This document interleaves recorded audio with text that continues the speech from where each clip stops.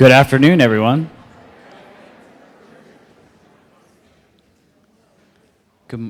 I'm so glad you're here. Welcome to Crystal Bridges. You all know where you are. I'm Rod Bigelow. I'm Executive Director and Chief Diversity and Inclusion Officer.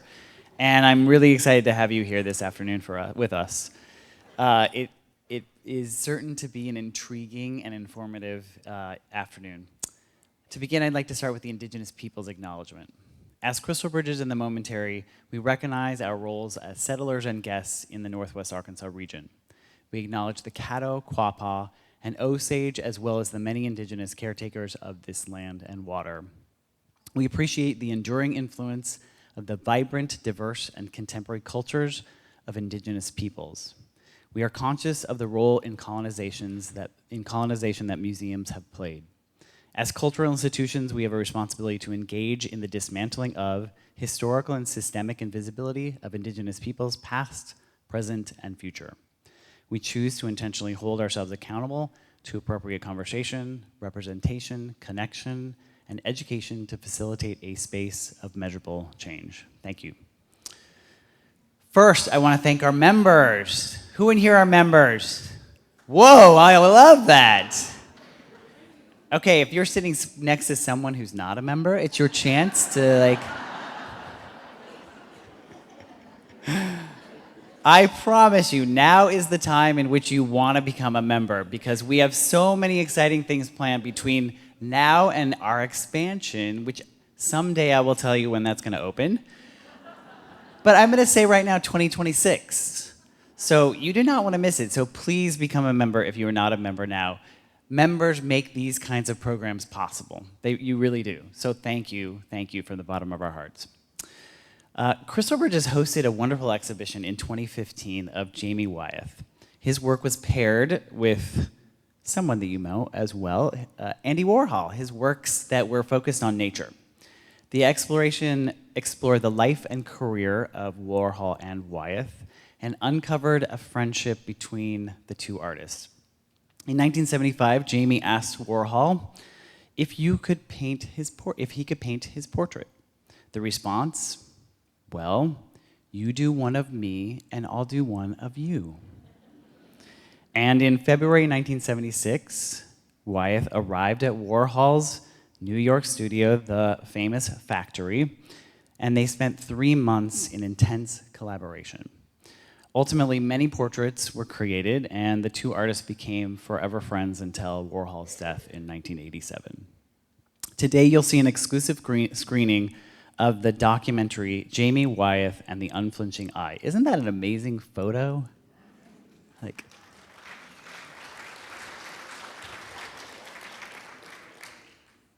This great film will be followed by a conversation with the acclaimed artist himself, in conversation with the filmmaker Glenn Holsten.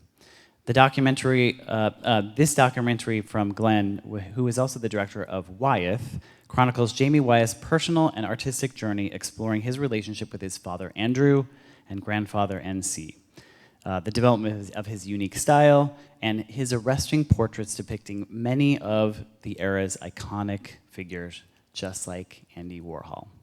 So please, first, silence your phones. Then we're going to turn the lights, settle in, and enjoy the film.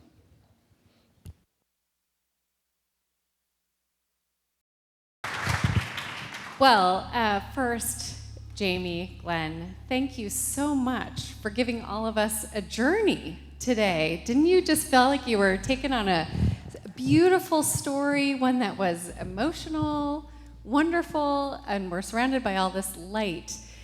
And even with the light, I felt like I was completely transported. So thank you so much. I'm Mindy Bisa. I'm the Director of Research Fellowships and University Partnerships at Crystal Bridges, where I also get to be the Curator of American Art. So thank you all for staying for this conversation. It'll be casual, but we can get perhaps a little bit behind this wonderful story. So I'm going to start, Jamie, with you. What is it like to see your story put together like this? Well, first I should say, these kind people would have to sit after listening to me for the last hour. I think you're all welcome to leave. But anyway, it was, Glenn had done a really wonderful film of my father, on my father, for American Masters. And it was really a sensitively done, and I thought just brilliant. And so when he approached me and said, could I do something with me? I mean, what could I say? So I'm sure happy I made that decision. I'm glad to hear you say that. At first you were like, and then I said, please. Right.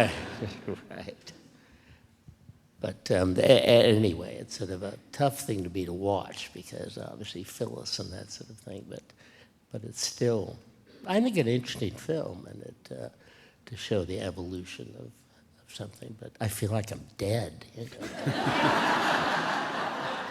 I would say probably far from it. So that I thought it was very lively. But Glenn, can you talk a little bit about how did you get into filmmaking? And Jamie, as you just said, that you did a film on Jamie's father. How did all of this get started? So maybe take us back to how you even got into filmmaking. We've now heard the story of Jamie, so let's hear your story. Well, the very short version, because I could take a while, is a long, long time ago, I actually was friendly with a painter named Bo Bartlett, who was working on a film about Andrew Wyeth that your mother had commissioned. And I was in my mid-20s, early 30s, and Bo found himself in need of some help, and so I sort of joined him as a writer on the film. And that was my first step into Wyeth world, and I liked it very much, and I really enjoyed the process. I really enjoyed learning about Wyeth world, and I live in Philadelphia, and the Brandywine Valley is not too far, so this whole world opened up to me. And then fast forward a few years later, I was in Chinatown on New Year's Day, and I met somebody from the Brandywine River Museum who said, we're going to be celebrating Andrew Wyeth's 100th birthday. And I said, we should make a film about that. And then everyone agreed, and I'm so happy they did, because that's when I met Jamie. I interviewed Jamie for the film about his father. Jamie pulled up, we put a microphone on him, he started walking up the hill and talking, and telling great stories right away, and I was so engaged with him as a storyteller, as an artist, and I quickly went home and I did a little Googling, and I saw that nobody had done a film about him. Pinch me. I was so happy that I could maybe be that person. So that's, it's this lovely entrance into Wyeth world. Everyone there, I feel like it's just a good collision of timing and availability and access. And then Jamie let us look through his photo archives, and that opened up a whole history world for us, which a lot of you see here. So it was a really wonderful adventure. How long did it take you to make this? You just revealed to me earlier today when you started filming. Do you remember? Our first day of filming was March 19th, 2020, the Saturday after COVID pandemic was announced. In fact, my producer called me that morning. We were all a little bit rattled, and he said, I think I have a sore throat. I shouldn't come to the shoot. But it was an outdoor shoot, so we decided to go ahead with it. It was the one with Jamie was in the outside painting for the opening scene. And then we were very careful. I think we paused on filming, and then we did some filming on Monhegan outside. It's a little heartbreaking. One of the things I love about looking back on making films is the behind-the-scenes photos, but these are just depressing because we're all masked, and it just sort of was terribly triggering. But then, I think it took 3 years to make. I think so, a very long time because of the COVID thing, but yes, it seemed to go on forever.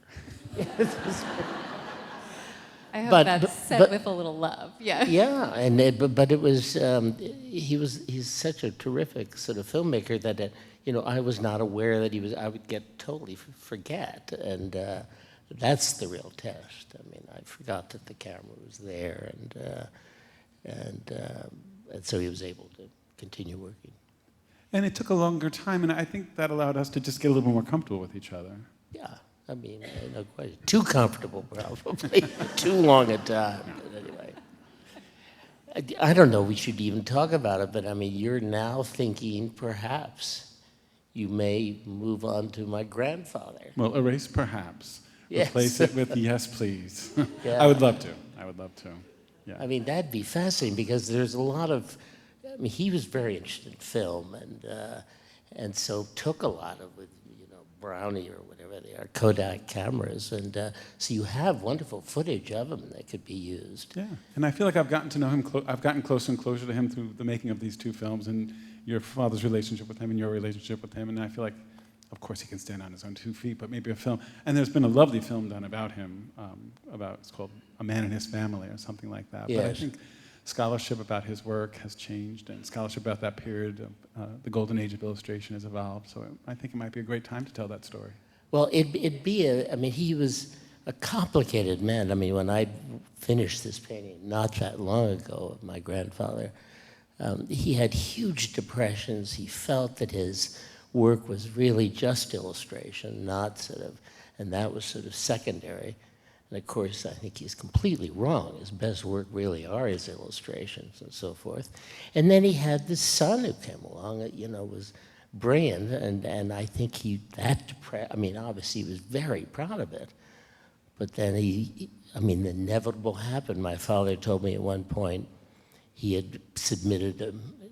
my father had submitted a painting to a big exhibition, a jury thing, and he got a letter saying the painting had been accepted, and he said he ran up to his father's studio and said, "Pa, look, my painting has been accepted." I think it was the Corcoran, and his father's painting had been rejected. So, those dynamics really, if you can get that on the film. With your help. Yeah. Is that painting of your grandfather in your current show? Is what? Is the painting of your grandfather in the current show? Yes. So Jamie has a new show called Unsettled, which was at the Brandywine Art Museum and is now traveling to the Farnsworth Museum in Maine. And if you can go, you should, because that painting in person is just a knockout. And the thickness and the layers of the white and the apples and the blue, I don't think we did as much justice as we could, but standing in front of it, it's really a wonderful thing, and I encourage you all to do it. It's beautiful. Right. That show then goes on to Washington State and another place I can't remember. So it's titled Unsettled, and my life in the last several years has been unsettled, but in a funny sense, I think has made a change to my work, and as much as I try to be unconscious as to where I'm going, I think the unsettled quality is a good quality and has brought different things out. I had said, do you have questions? Because we're just chatting. Carry on. I had said at another time when we shared the film that to me, Jamie's work always looks like something is about to happen or something has just happened. And upon reflection, I think that could be also true for your father's work. And in terms of your grandfather's illustrations, he would always pick these moments maybe before the action of a narrative. So I think that's an interesting thread that is not quite obvious, but something might be fun to sort of dig into a little deeper. When I was telling recently, my niece who was in this film, my grandmother gave me the books that scriveners would send to my grandfather for him to decide which part of the book he was to illustrate. And he would do little notes and little sketches at the point, and there are always points just before something or just sort of after a thing. So it was just intriguing that he had that sense, and I think my father carried it through, and hopefully it's affected me. No question. Clearly, the title of the next film is N.C. Wyeth Unsettled. Yes. Perhaps a thread. I have so many questions. But one thing, in fact, if we could stay on the thread of the N.C. Wyeth conversation, it's very interesting to imagine N.C. Wyeth as the first generation in what has really become a family story, as we've just been saying. And what kind of perspective could you bring to a film, much like Tim Standring says, could Jamie be as successful as, what did he say, Jamie James, without that? So how do you balance the family legacies and relationships with the individual, and knowing now what we know about NC and the legacies that come? It would be just kind of an interesting challenge. Well, I told a story I recalled today that there's sometime a confusion. The New York Public Library in New York has all the wonderful Robin Hood illustrations of my grandfather's, and Kidnapped, I think, and they had them in the children's department, and all of a sudden they realized these are important paintings, and so they had them restored and so forth. And they had sort of an opening that I went to, and I was standing there in this big crowd, and this woman was wheeled up to me in a wheelchair, and she grabbed my hand and said, "Oh, Mr. Wyeth, I'm so thrilled to meet you." I said, "Well, thank you very much." And she said, "I grew up in your illustrations of Robin Hood," and so forth. So, of course, I thanked her and felt the fountain of youth and jazz forward. So maybe, but could you talk a little bit about how do you find the inspiration and start creating the story, or where do you even start when you're doing a documentary? I heard you say you Googled him. So that's a kind of contemporary research method. Is there more that you? Well, with Jamie's story, I was electrified by the journey in New York. The Nureyev work, I think, is out of this world beautiful. And I had seen an exhibit at the Brandywine Art Museum of the Nureyev paintings, and they sort of made me freeze while I was there. And so that was the hook for me, was New York, Warhol, research with the cadavers, ballet, the moving bodies, the stiff, the bodies. So that was it. And because I had known a lot about the animals, and I kind of grew up knowing about your animal work, but I didn't know about that early chapter, which was so different from your father's, different from your grandfather's. So that was very intriguing to me to sort of bring all that to life. That was the hook. In the film, in many ways, maybe it comes from your research, you intersperse the contemporary footage of all of the various places and homes that are important to you, Jamie, with archival footage and photographs.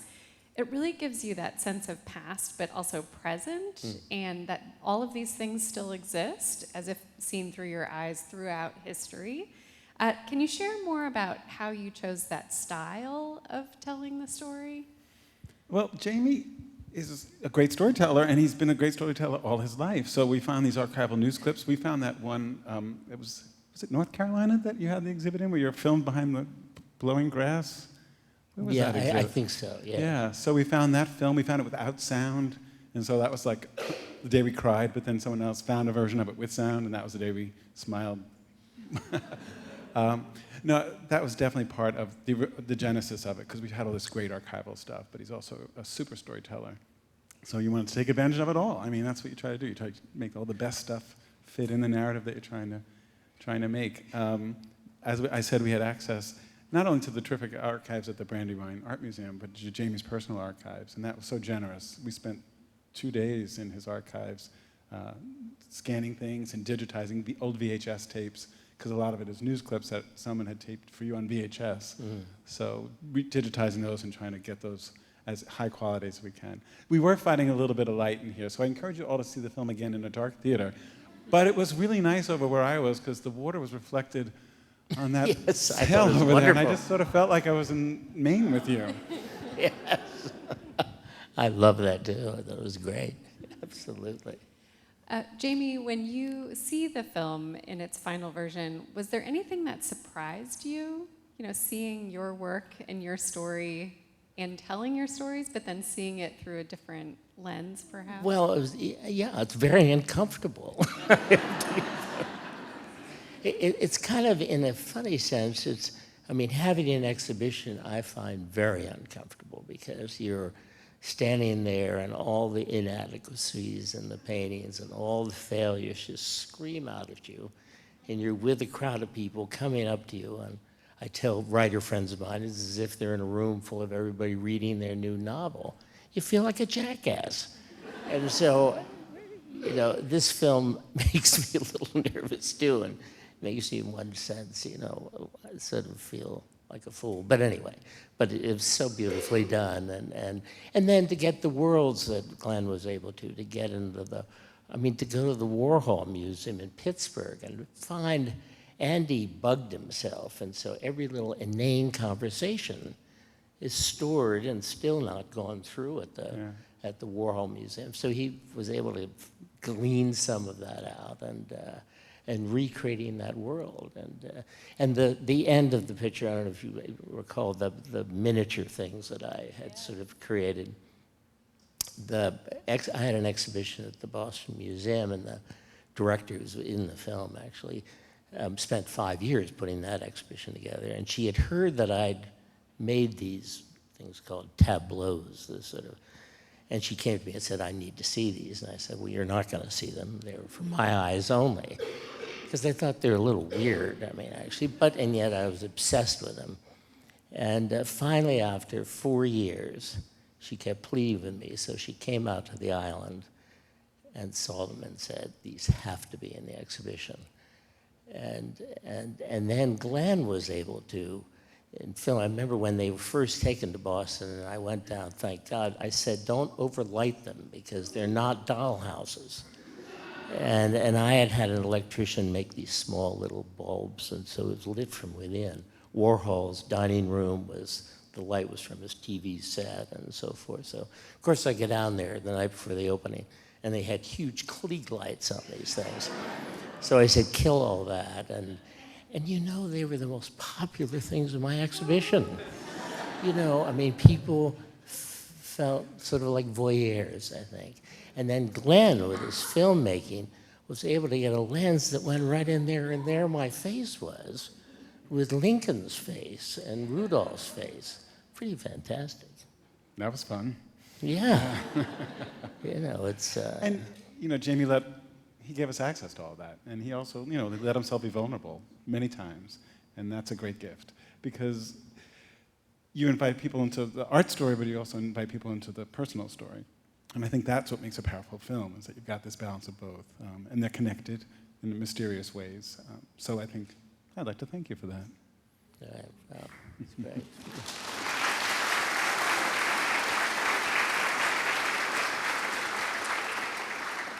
So 3 years of filming or more, all of these archives, presumably hours and hours in many different locations, talking to all of the guests, talking with you.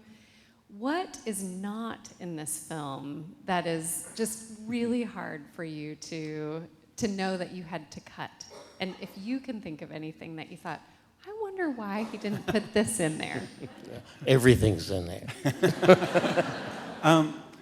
There's little anecdotes that, my first cut, it runs 83 minutes, which I think is an ideal time for a film, but the first cut was 2.5 hours because we made everything. Jamie did this incredible project with NASA, where NASA hired artists to come and use their artistic life to visualize what the NASA experience was. And we did a lovely sequence about that, where he had traveled from Monhegan Island by boat to a plane, to a train, to see this moon rocket take off, and he painted a little bicycle along the side of a fence. That's a great story, but it stopped the narrative. It was kind of like a detour. There's a couple of things like that. But I did share with her that Orca told me that one day he didn't show up for modeling because the guy down the road had offered him more money to mow his lawn than you were offering for him to sit for you. And I love that story because you upped his fee to get him back. So I'm sorry that's not in there, but there is a lot of humor in the film, and I also think that's because of your storytelling skills, and you, audience, you were so great today. I loved all this, enjoying the story as well. The laughter's beautiful, because the laughter's, the other part of sadness. So it's all nice to have it all in there. Can you think of something that you told a story and you just wonder why it's not here? No.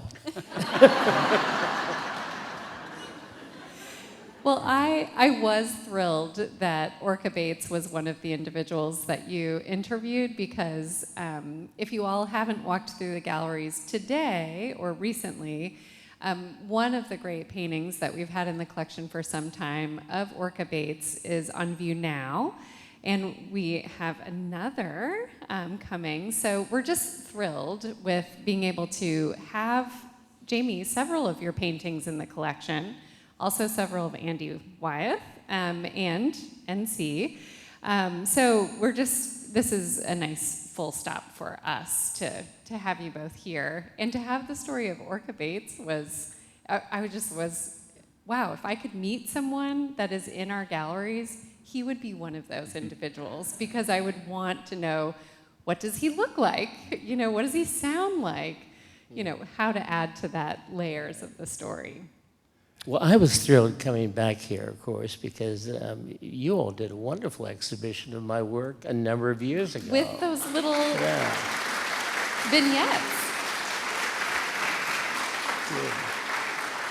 So your response here was so thrilling to me that I jumped at the chance to come back, so thank you. How many of you saw the exhibition? Ooh, look at that. So back in 2015, and as Rod had mentioned earlier, Andy Warhol and Jamie Wyeth, we had an exhibition of both at the same time. And I remember being in the room when that was pitched as the pairing and thought, well, I don't know, that might seem a little strange. And then to come to find out, I didn't know that story of your work and of Andy Warhol's and that intersection. So it was really fun for us to be able to pull out that thread without, by only really featuring your work. And it was the great MFA Boston show that was traveling at the time. That's so right, it was the MFA show. Yeah, because I remember those vignettes, Tableaus, the yes. tableaus as well. And they were just delightful, weren't they, Alice? You know, you just have these, okay. Okay. Now, I also hear that there was original music made for the film. Can you talk a little bit about the music in the film? Sure. I work with a fabulous composer named Michael Aaron. He's in New York City now. He used to be in Philadelphia, and we've worked together for many, many years. And we have a terrific process that we developed over the course of, he counted, 12 films together. And what I do is I call him right up when a project's starting, and I tell him, sort of what I'm thinking, what it's going to feel like, what it's going to look like, what it's going to smell like. I don't know what that yet, anything. But and then I just deposit it in his head, and then I go off and film for 2 years. But he doesn't I don't call him then 2 years later and say, "Where's my film?" We're in touch, and I'll send him stills from the shoot and stuff like that. I'll send him clips. So he's always working. And then of course we do what we call, we do our rough cut, and then we do our fine cut, and then when we get finally to picture lock, that's when we decide we're going to live with it like this. Then it's finally scored to picture. So he's able to sort of take all these ideas that he's been playing with and sort of just sew it together really tightly so that everything lands perfectly where it's supposed to land, or music comes away when it's not supposed to be there, or crescendos when it's supposed to make you feel a little bit strongly. So I really enjoy that process. I also work with graphic designers the same way. All these motion graphics in here, the Look magazine opening up magically, all that stuff is so much fun to work with, and it's so much fun to work with creative, talented people who take this idea that I might be thinking and make it better, of course, because they bring their gifts to it. So all of that is such a joy of filmmaking. I couldn't be a painter. I couldn't go into a studio and be myself for 8 hours a day, 10 hours a day. I feed off of the sort of energy of the team that I'm working with. And your drone crew. Oh, my drone crew. Yeah, so the drone technology emerged with the film about Andrew Wyeth, and then these beautiful, incredible landscapes that these drones can now embrace. And in Monhegan, we had this terrific crew of super duper Hollywood types. And I'm a documentary filmmaker. I don't usually rub elbows with the Hollywood types, but because of COVID, everyone was out of work. So the team that had just done Spielberg's last, what's that? West Side Story. West Side Story. I don't know if the opening shot in West Side Story is this incredible shot. They were our team from Monhegan, and they were so happy to not just be working, but so happy to have a beautiful place to film, both Southern Island and Monhegan. That shoot was magical for everybody, and they brought great gifts to it. And the pictures are literally soaring, but they're just terrific. Incredible footage. Yeah, what other kind of insights do you have, Jamie, that you want Glenn to talk about? His drone? I think he's covered me quite enough. I'll leave that to my grandfather. There was one thing that Jamie said when I first met you at your house to talk about you. You said, and I've tried to get you to say it during the interviews, and it never came out quite as beautifully, so it didn't end up in the film, but it was just this sense of wonder about how lucky we are that this thing happened, that these three painters, who were all related, were in our world. And I really feel that. I just feel how lucky we are that it happened. And I'm so happy that we're able to embrace it and we're able to review it. But I just feel so lucky.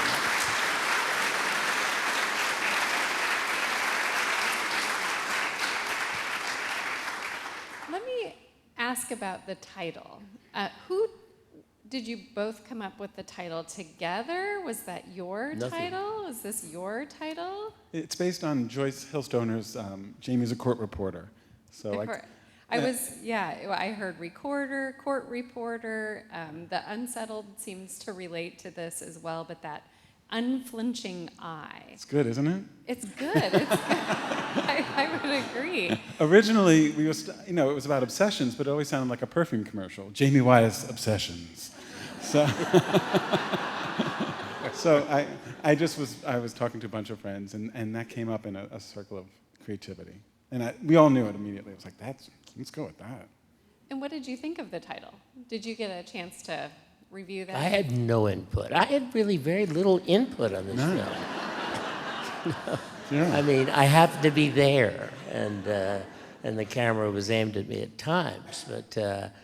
But I think what Glenn did with people that aren't around anymore was extraordinary. I mean, this whole thing he created with Kirstein, the whole thing with Warhol, that strange world, and his sense of wonder, and that people say, how the hell did how did you and Warhol get along? And in fact, we had a wonderful time together. I mean, he was childlike, anyway, so that all, he got that certainly into the film, and Phyllis, all that's amazing footage, and with the horses and whatnot, it's quite a fascinating saga, I think, in a curious way. As I say, I feel like I'm dead, or probably should be. When did you come up with the title? Was that much later? Or you said it was based on Joyce's Titles comments? are really hard for me. They don't come easily. I don't know. Do you title your paintings easily? No, and titles of paintings are difficult. My mother titled all my father's work. Yeah, it's true. Christina's World, I think, lifted it into a whole different world. And so it's important to a degree, but not. I don't worry about it. I mean, I know it'll happen, but it usually comes when I'm in editing, which this was about 8 months of editing, so which is so much fun. Wow.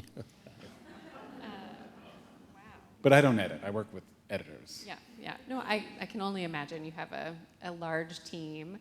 And do you have a large team of people around you? A lot? Chickens and pigs and things like that. Seagulls, and that's it. We also have some seagulls in the Crystal Bridges collection, so just in case anyone wants to browse our website a little bit later for that. Gosh, I could ask more. I wonder, maybe this, Ashley isn't allowed, but do any of you have questions that you just think, I'd really, look how fast that hand went up back there. Could you stand up? Oh, Raj.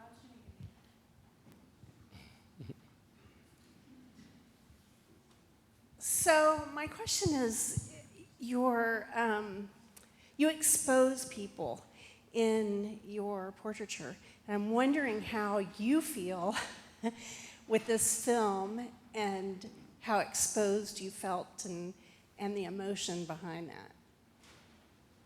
Well, I think it does expose to a degree, but that fascinated me because portraits to me, I'm not interested in interesting faces or noses or ears, but I am interested in noses and ears that I've known for years and so forth. So a portrait to me is a culmination of spending time with the person, becoming the person, and so forth. And certainly in film, Glenn has done this. He's certainly put in the hours on this film and the amount of footage. So it was not dissimilar to my portrait painting, and that appealed to me. I mean, it's just going beneath the skin and not just the exterior and so forth. And I think he did.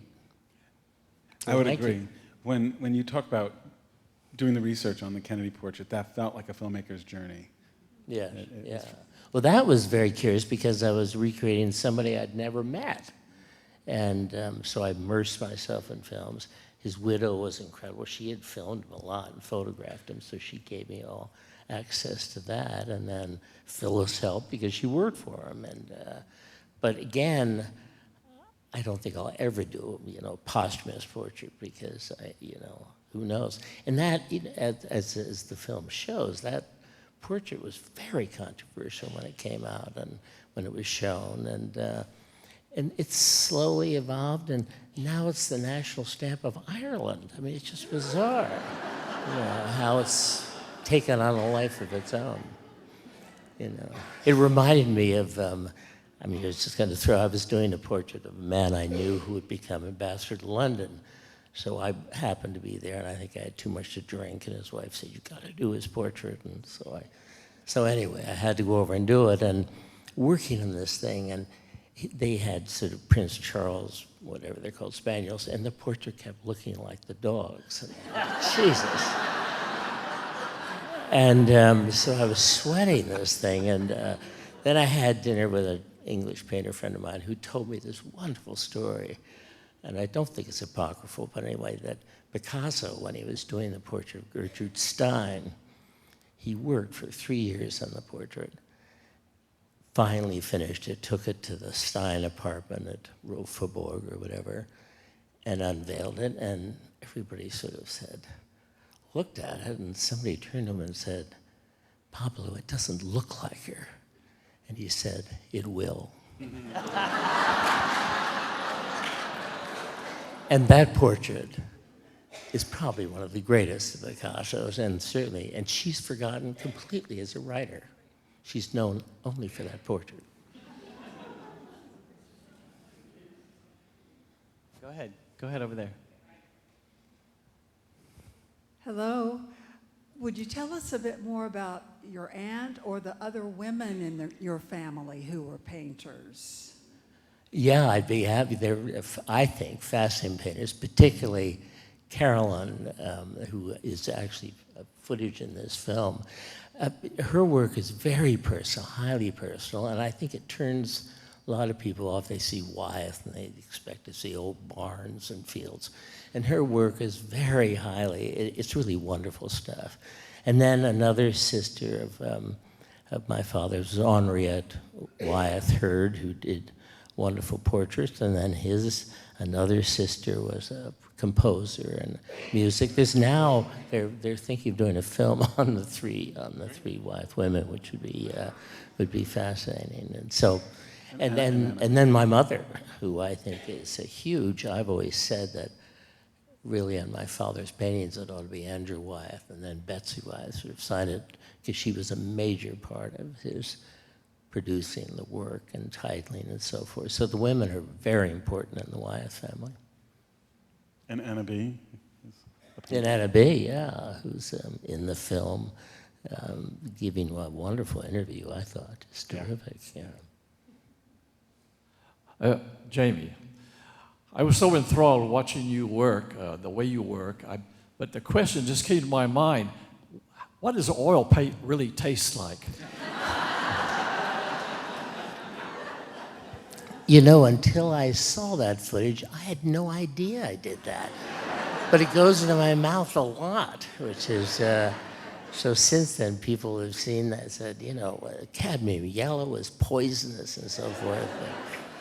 But anyway, painting is a strange exercise, and because you're moving, you're up, going back and forth. There's a lot of physical things on the application of the paint, but of all the disciplines, whether it be filmmaking, writing, music, and whatnot, painting is such a singular discipline. What is it? It's the painter and a piece of cloth and the sticky stuff called paint and a brush, and that's it. There is no support group. There is no sort of editor. There is no drone team, yeah. So, it's one of its failings maybe, but I think that's what attracts me to it. And when we were filming him painting, he definitely forgot completely about us. It was very interesting to watch and witness. We were just there observing, and I don't know if you even knew we were there. I think I was the one that stepped in and said, I think we have enough,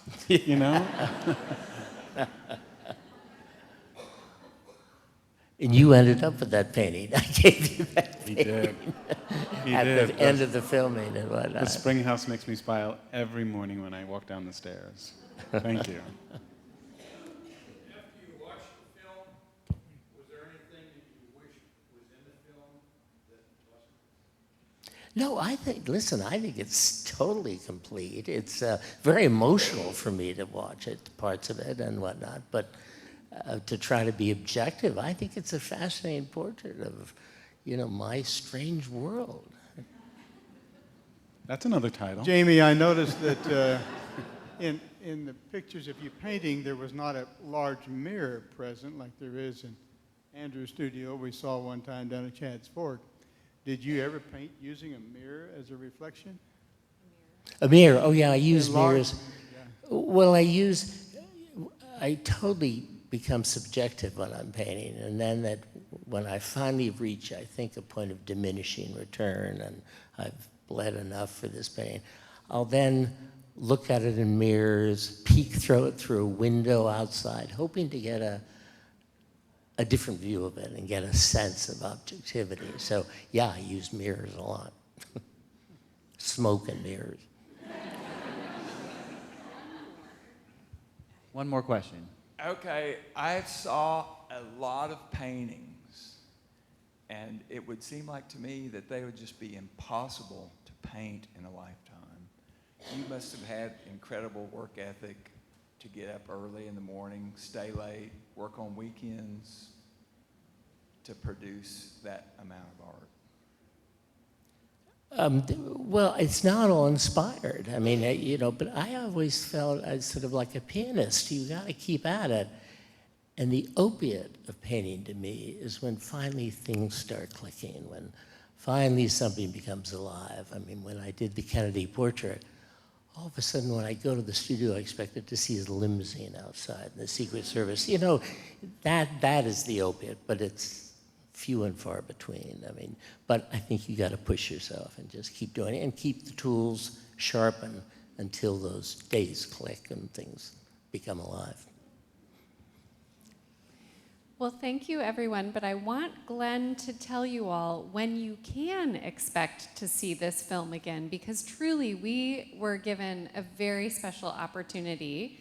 This isn't available, but when might we try to find a moment in the dark and another time to see the film again?